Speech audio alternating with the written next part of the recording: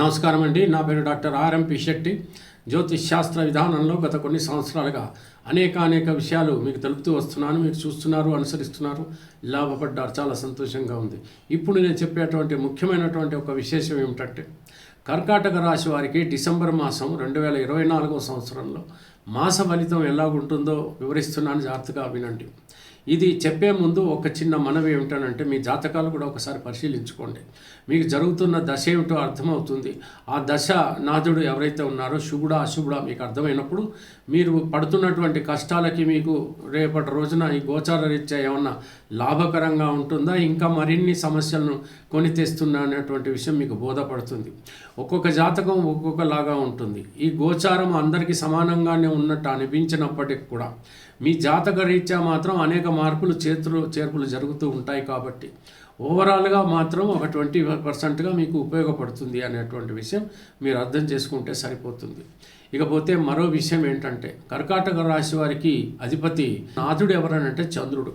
ఈ చంద్రుడు ప్రధానమైనటువంటి కారకుడు మనస్సుకు సంబంధించినటువంటి విషయాల్లో కొంచెం ఒక రకమంగా మీరు చాలా గట్టిగా ఉండాలి.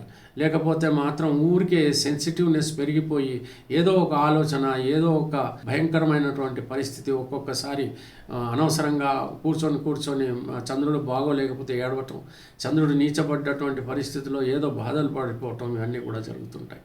గత అనేక రోజుల నుంచి 2.5 సంవత్సరాల నుంచి దగ్గర మీరు చాలా బాధలు అనుభవిస్తున్నటువంటి పరిస్థితి, ఎన్నో అవమానాలకు గురి అయినటువంటి పరిస్థితి. అయితే మరింతకాలం అలాగే ఉంది. కారణం ఏంటంటే, కర్కాటక రాశిలో నీచ కుజుడు ఉండటం అనేదే కారణం. ఈ నీచ కుజుడికి అష్టమంలో శనైశ్వరుడు ఉండటం, షష్టాష్టక స్థితులు ఏర్పడడం వల్ల మీకు కలుగుతున్నటువంటి కష్టాలు అంతా ఇంత కానేటువంటి విషయం బోధపడుతూనే ఉంది. అయితే మీ ప్రయత్నాలన్నీ విఫలమవుతున్నాయి. ఆ రకమైనటువంటి పరిస్థితులు అన్నీ కూడా ఎప్పుడు పూర్తవుతాయి, ఎప్పుడు మేము బయటపడతామని అనుకుంటే మాత్రం 29 మార్చి 2025 మాత్రమే మీరు బయటపడేటువంటి అవకాశాలు. ఎందుకంటే అర్ధాష్టమ శని నడుస్తుంది. అందుకని నేను పరిహారంగా ఒక్క విషయం చెప్తున్నాను. ఇక్కడ ఈ పరిహారం పాటించినట్టయితే తప్పకుండా మీరు కోలుకునేటువంటి అవకాశాలు తప్పకుండా ఉంటాయి. అది ఏమిటి అంటే, ఖచ్చితంగా సుబ్రహ్మణ్య స్వామికి అష్టోత్తరం ప్రతిరోజు కూడా చదవండి. ఆ తర్వాత హనుమాన్ చాలీసా కూడా చదవండి. ఇదంతా కలిపితే 10 నిమిషాలు 12 నిమిషాల కంటే ఎక్కువ టైం పట్టదు. ఆ మాత్రం ఈ పఠనకి, ఈ పూజకి కనుక, ఈ భక్తి మార్గానికి కనుక మీరు కేటాయిస్తే మీకు వచ్చేటువంటి సమస్యలు ఏమీ ఉండవు, కష్టాలు మాత్రం ఉండవు. మరొక విషయం ఏంటంటే, దయచేసి వినండి. కర్కాటక రాశి కదా, చంద్రుడు అక్కడ ఉన్నాడు కదా, కర్కాటక రాశి ప్రకారంగానో లేకపోతే ఈ యొక్క నక్షత్రం ప్రకారంగానో మీరు రత్నాలు మాత్రం ధరించవద్దు.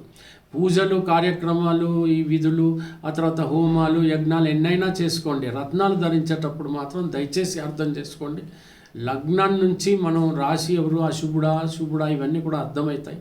అప్పుడే మీరు రత్నాన్ని సూచించినప్పుడు పెట్టుకోవాలి తప్ప చాలామంది జ్యోతిష్యులు సగం తెలిసి సగం తెలియక ఈ రత్నాలు మీరు దాని రాశి ప్రకారంగా పెట్టుకోండి, తర్వాత నక్షత్రం ప్రకారంగా అలా చెప్తూ ఉంటారు. దయచేసి అవి మాత్రం మీరు పట్టించుకోకండి. శాస్త్రం ఆ రకంగా లేదనే మాత్రం నేను చెప్పగలను.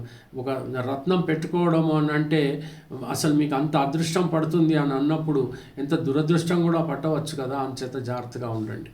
మరో విషయం ఏంటంటే, ఆగ్రహము, కోపము, ఉద్రేకము మాత్రం ఈ కర్కాటక రాశి వారికి ఎట్టి పరిస్థితుల్లోనూ పనికిరాదు. ఎందుకనంటే, ఏదైనా వివాహ కార్యక్రమాల్లోకి మీరు వెళ్ళారనుకుందాం, శుభకార్యాల్లోకి, లేకపోతే ఏదైనా విందు వినోదాలకు వెళ్ళాలనుకుందాం, ఏ సభల్లోకి వెళ్ళాలి, అక్కడ మీరు ఈ కోపము, ఉద్రేకాన్ని ప్రదర్శించినట్టయితే మిమ్మల్ని తప్పుగా అర్థం చేసుకుంటారు. మీరు ఎంత పాజిటివ్గా వాదించినా ఎవరు కూడా మిమ్మల్ని అర్థం చేసుకోరు. అనవసరంగా మీరు అవమానాల పాలయ్యేటువంటి అవకాశాలు కూడా ఉంటాయి. అంచేత ప్రశాంతంగా ఉండండి. ఎవరితో అనవసరమైనటువంటి సంభాషణలోకి దిగద్దు. రాజకీయాల గురించి అసలు మాట్లాడవద్దండి. దూర ప్రయాణాలు చేస్తున్నప్పుడు గాయాలు తగలకుండా మాత్రం ఎట్టి పరిస్థితుల్లో చూసుకోండి. పెద్దలు, వృద్ధులు ఎవరైతే ఉంటారో వాళ్ళు బాత్రూంలో కానీ, లేకపోతే బెడ్రూమ్ నుంచి లేచినప్పుడు కానీ, పడుకున్నప్పుడు కానీ కొంచెం జాగ్రత్తగా ఉండాలి. ట్రాఫిక్లో వెళుతున్నప్పుడు కానీ, గ్యాస్ స్టవ్ దగ్గర కానీ, లేక టపాకాయలు కాల్స్తున్నప్పుడు కానీ, ఎలక్ట్రిసిటీ దగ్గర కొంచెం జాగ్రత్తగా ఉండడానికి ఉండడానికే ప్రయత్నించండి. ఎందుకంటే ఏదో చిన్న చిన్న గాయాలు తగిలినప్పటికి కూడా చాలా బాధ పెట్టేటువంటి పరిస్థితులు కనబడుతున్నాయి. కాబట్టి మీరు ఎంత జాగ్రత్తగా ఉంటే అంత మంచిది. దాన్ని ప్రజెన్స్ ఆఫ్ మైండ్ అంటారు. ఇకపోతే మరో విషయం ఏంటంటే పెద్దలను గౌరవించండి, గురువులను గౌరవించండి, తల్లిదండ్రులను గౌరవించండి, వాళ్ళకి కావలసినటువంటి సదుపాయాలు చేయండి. దీర్ఘకాలిక రోగులు కూడా ఉంటారు, వాళ్ళకి కాస్త సేవ చేయండి. తప్పకుండా దోషాలన్నీ కూడా యోగంగా మార్పు చెందేటువంటి పరిస్థితులు ఏర్పడతాయి. ఆ రకంగా మీరు నడుచుకుంటే మాత్రం ఖచ్చితంగా ఈ కర్కాటక మాసం ఏదైనా ఉండి ఎన్నైనా ఉండని, ఏ గ్రహాలు ఎలాగైనా ఉండి అష్టాష్టక స్థితులు ఉండని, తప్పకుండా మీరు స్మూత్గా అలా సేల్ చేసేటువంటి అవకాశాలు మీకు ఏర్పడతాయి. విద్య సరిగ్గానే ఉంటుంది, దంపతుల మధ్య సక్కతిగానే ఉంటుంది. కోపం మాత్రమే అన్ని రకాలుగా చెడగొట్టేస్తుంది. అది అర్థం చేసుకుంటే ఈ మాసం అంతా కూడా మీరు ఆనందంగా గడిపే అవకాశాలు ఉంటాయి. తెలిసింది కదండి. సెలవు, మరి ఉంటాను. నమస్కారం.